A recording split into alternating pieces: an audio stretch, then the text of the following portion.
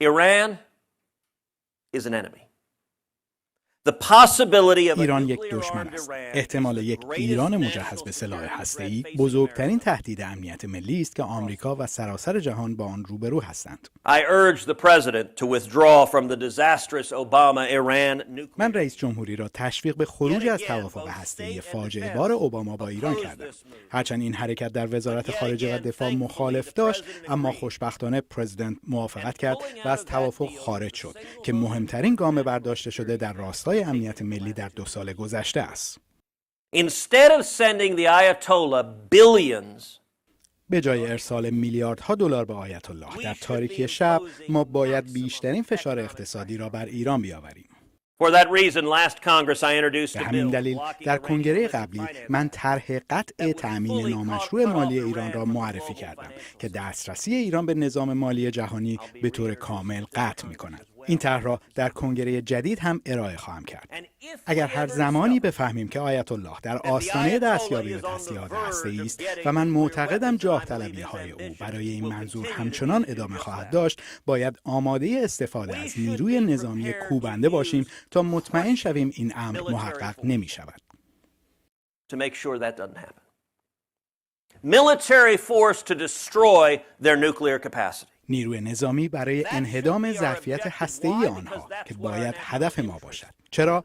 زیرا که این همان منافع ملی است. برای جلوگیری از دستیابی آیت الله که شعار مرگ بر آمریکا و مرگ بر اسرائیل سر می‌دهد به سلاح‌هایی که مثل صاعقه توانایی گرفتن جان میلیون‌ها آمریکایی را دارند. Now, critically, if it ever comes to military conflict, با این حال اگر کار به درگیری نظامی بکشد، هدف ما نباید لشکرکشی و تلاش برای تبدیل ایران به یک سرزمین دموکراتیک باشد. در عوض باید دفاع از آمریکا و جلوگیری از یک ایران هسته‌ای باشد. روشن، ساده، با تمرکز بر یک نقطه پایان خالی از اشتباه. Iran is an enemy. The possibility of a nuclear-armed Iran is the greatest national security threat facing America across the world. I urge the president to withdraw from the disastrous Obama-Iran nuclear deal. Yet again, both state and defense oppose this move. But yet again, thankfully, the president agreed. And pulling out of that deal was the single most important national security step taken in the last 2 years.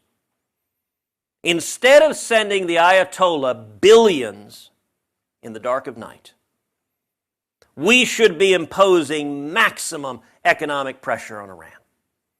For that reason, last Congress I introduced a bill, the Blocking Iranian Illicit Finance Act, that would fully cut off Iran from the global financial system. I'll be reintroducing it this Congress as well. Enough is enough. And if we ever discover that the Ayatollah is on the verge of getting nuclear weapons, and I believe his ambitions will continue to be to do just that, we should be prepared to use crushing military force to make sure that doesn't happen. Military force to destroy their nuclear capacity. That should be our objective. Why? Because that's what our national interest is. To prevent an Ayatollah who chants death to America and death to Israel from ever having weapons capable of murdering in a flash of light millions of American souls. Now, critically, if it ever comes to military conflict, our objective shouldn't be to invade and try to turn Iran into some sort of democratic utopia. Instead, it should be to defend America and prevent a nuclear Iran. Clear, simple, focused, with an unmistakable endpoint. Likewise, North Korea is an enemy. They threaten us, they threaten South Korea, Japan and Taiwan, all our friends. Kim says repeatedly he's willing to launch nuclear weapons at the American homeland. It is both a military challenge and a human rights catastrophe.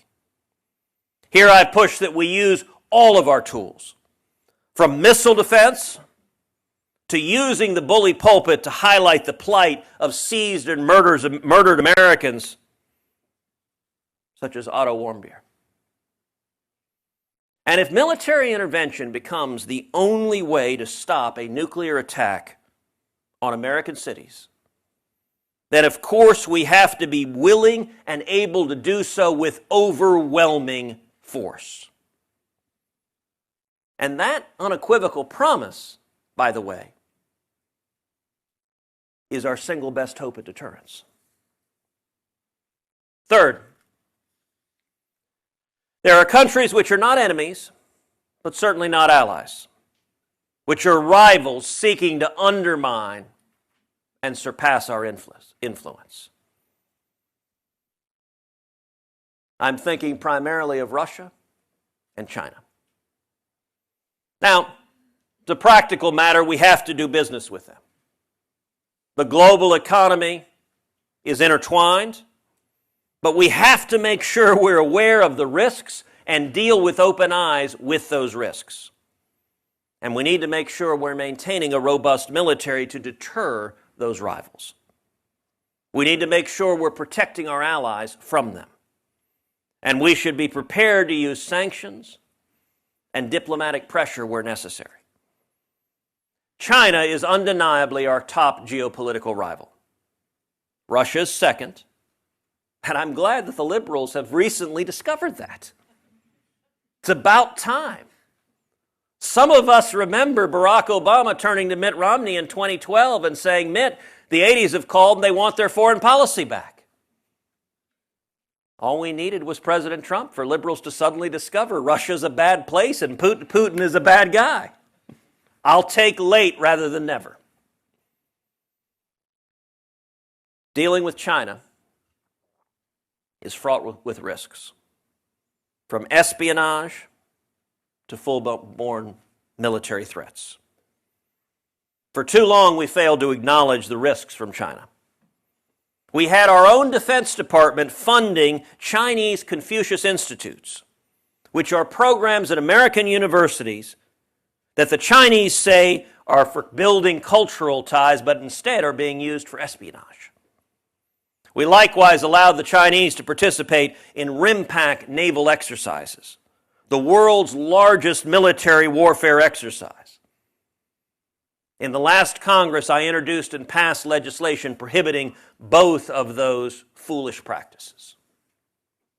This Congress, I'm reintroducing the SHEET Act, more broadly targeted at stopping Chinese espionage in higher education, a growing threat to intellectual property and to national security. We need to make sure Taiwan, Japan, Ukraine, and other allies are protected from these hostile rivals. I've long pushed to expand port calls with Taiwan, for instance, and to share more military information with them. Finally, there are problematic allies. Here again, we come to Jeane Kirkpatrick. We have problematic allies across the world. Those who are merely the lesser of two evils, whose continued existence prevents far worse violence or instability. We should be pressuring them to improve and reform, while working with them in ways that concretely advance American national interests. Turkey and Saudi Arabia are problematic allies. Mubarak was a problematic ally.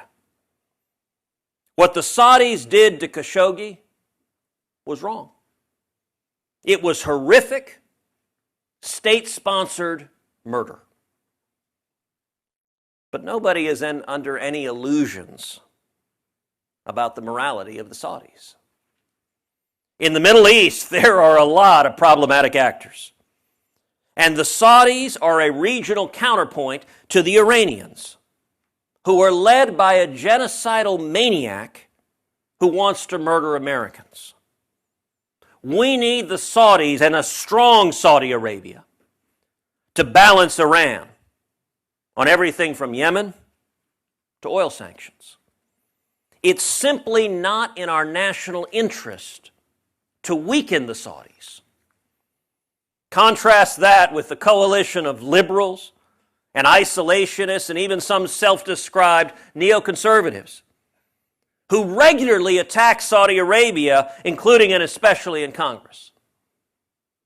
I ask you a simple question. What does weakening Saudi Arabia and strengthening the Ayatollah Khamenei in Iran, what does that do to advance American national interests? Those are the questions we should be asking.